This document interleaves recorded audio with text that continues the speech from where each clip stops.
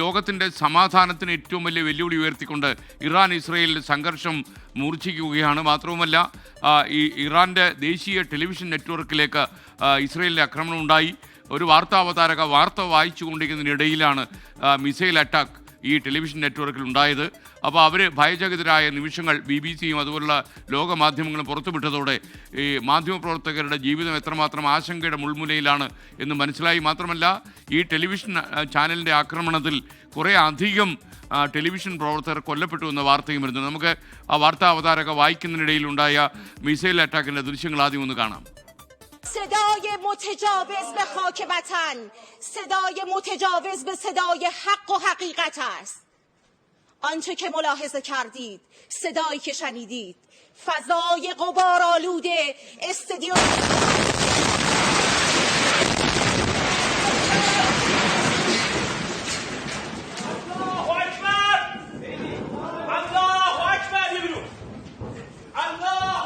صدای متجاوز به خاک وطن.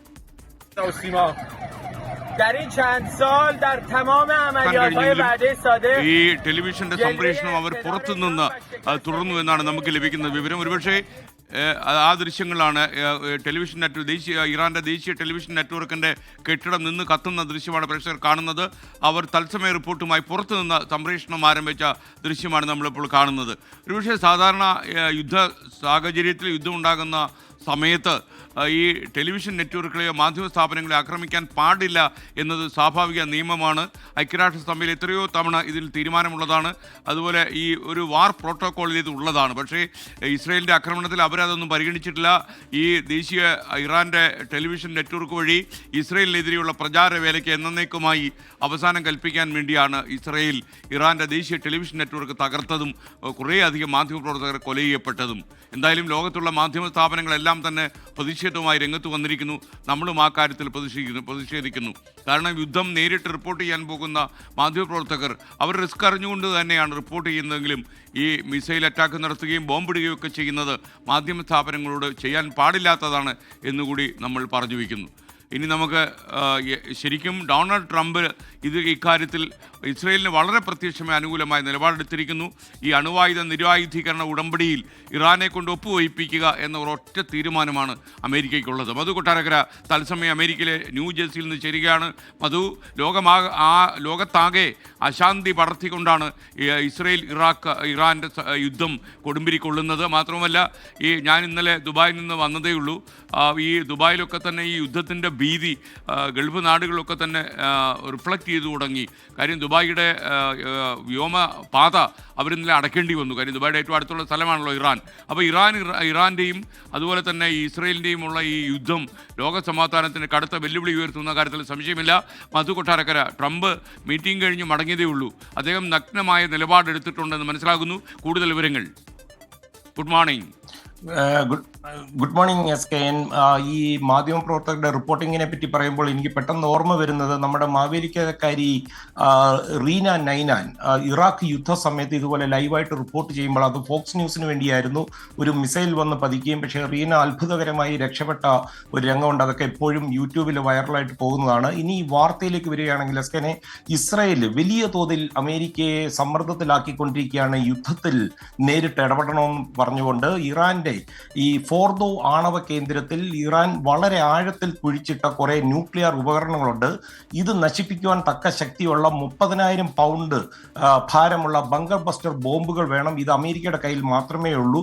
അത് മാത്രമല്ല, ഈ ബോംബ് ഡെലിവറി ചെയ്യണമെങ്കിൽ അതിനു വേണ്ട ഈ B-2 ബോംബർ അതും അമേരിക്കയുടെ പക്കൽ മാത്രമേ ഉള്ളൂ, മറ്റു രാജ്യങ്ങളുടെ കയ്യിലില്ല. അതുകൊണ്ട് തന്നെ അവിടെ ബോംബ് വർഷിക്കണം എന്നുള്ള ഒരു വളരെ സമ്മർദ്ദം അമേരിക്കയുടെ മേൽ ഇസ്രായേൽ ചെലുത്തുന്നു എന്നുള്ളതാണ് ഏറ്റവും പുതുതായിട്ട് റിപ്പോർട്ടിൽ വരുന്നത്. പക്ഷേ ഈ മറ്റ് രാജ്യങ്ങളുടെ യുദ്ധത്തിൽ പങ്കെടുക്കില്ല എന്ന പരസ്യമായ ഒരു നിലപാടുള്ള ഒരു പ്രസിഡന്റാണ് ഡൊണാൾഡ് ട്രംപ്. അത് വളരെ കാലമായി അദ്ദേഹം വ്യക്തമാക്കിയിട്ടുണ്ട്.